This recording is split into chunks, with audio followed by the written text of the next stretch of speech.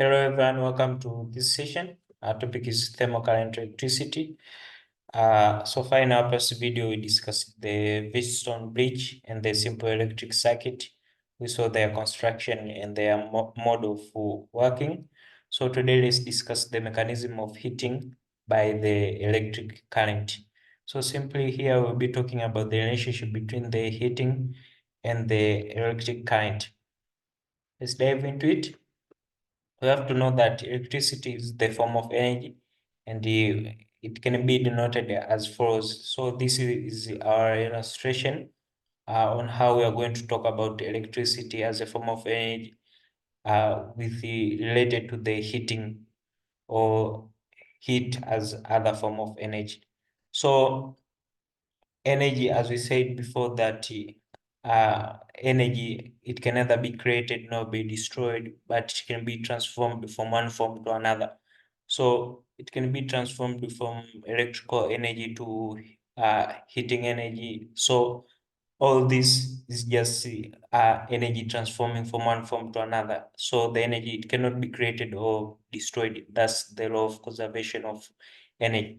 Now here see how it is illustrated, that here there's a simple electric circuit, here there's a switch, uh, and here there's a battery or a dry cell, can either be whatever it is.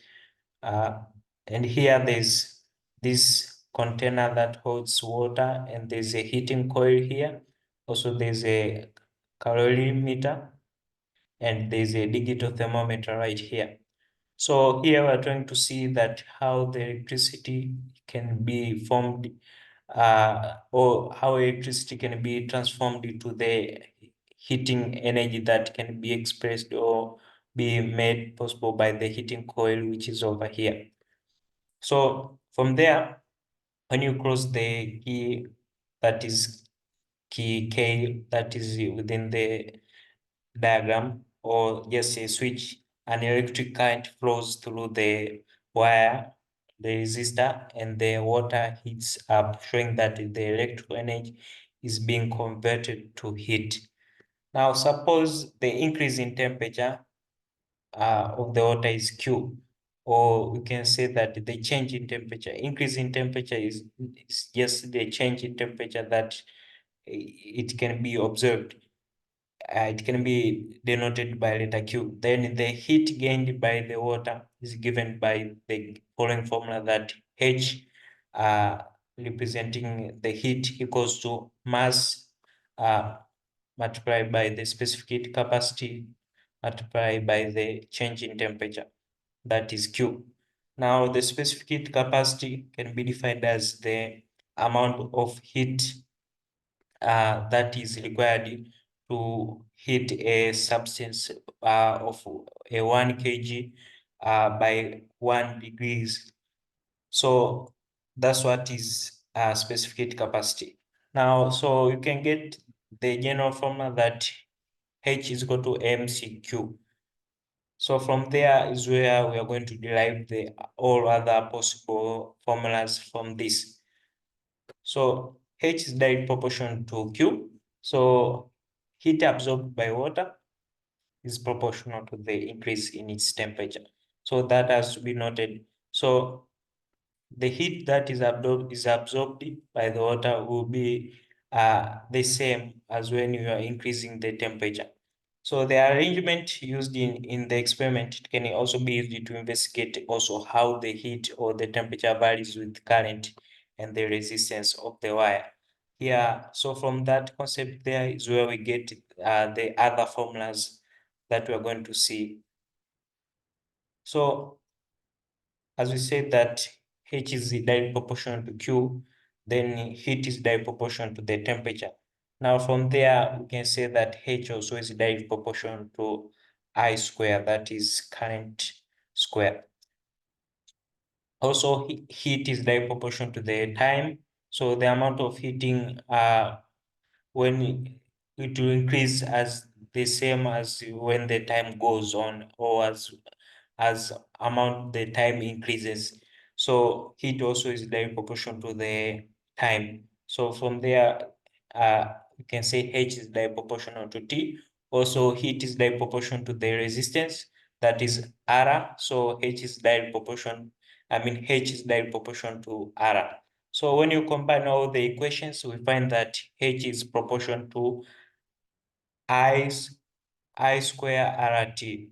So all these, they are there to generate the other formula that you can calculate. Either one of them might be missing within your problem. So hence you can say that H equals to K I square RT, whereby the K is the constant. So there, when you try to break down this I as that I squared, means that this I times I. So when you group I with R together, then you leave one I itself, then multiply by T. So this is what it becomes. So from there, you can see that it will become H is equal to bracket I R bracket IT. Then you can get that V equals to I R H, whereby V equals to also V, this I R H equals to VIT.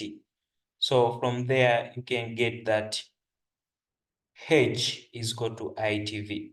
So by Ohm's law, we get that I is equal to V upon R, whereby H will be equal to V upon R multiplied by TV. So hence we get the formula H is equal to V square T upon R. Now the SI unit of the energy is what we call the joule. Now the equation H equals to V square T is the Joule's law of heating, and Joule, this is the work done when a change of 1 coulomb flows through a conductor with a potential difference PD of 1 volt across across it in 1 second. So I hope it's clear. I hope it will be more clear with the worked example that is coming on. Now you can catch up, or you can just you can try to follow up how we have derived this throughout the all the slides to get it very clearly. So let's see this worked example.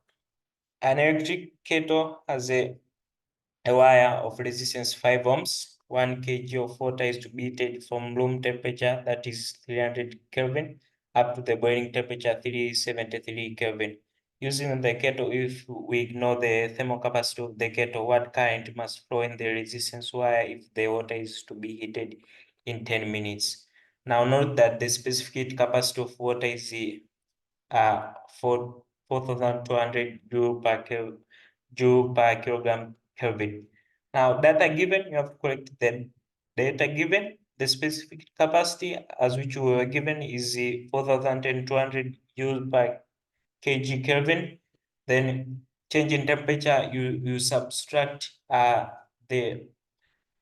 maximum, you minus with the minimum. There you get that is 73 Kelvin. Then the mass of water, M is equal to 1 kg. The resistance of wire, R is equal to 5 ohms. Time of the current flow is 10 minutes. Now you have to convert it into SI unit, that is will be 600 seconds. So solution, from there you can get the you can solve the problem. The thermal energy gained by water, generally from the equation H is equal to mCq, that is mass times specific capacity times the change in temperature. So you substitute the values: 1 kg times 4,200 joule per Kelvin, joule per kg Kelvin, multiplied by 73 Kelvin. Now our answer we get that is 3.066 times 10 raised to 5 joules. Now the electrical energy delivered by the current flowing is obtained by H is equal to I square RT. Now from there you can just substitute the values as you can see. then you have to know that the thermal energy gained is equal to the electrical energy delivered. So that you have to note it. So if you input the values, it will be like this. That is 3 times 10 raised to 3, then I square equals to 3 decimal 0.66 times 10 raised to 5. Now we are trying to make I the subject, so you divide, or you just say you divide here by 3 times 10 raised to 3, this side and this side. So this side, they will be cancelled out.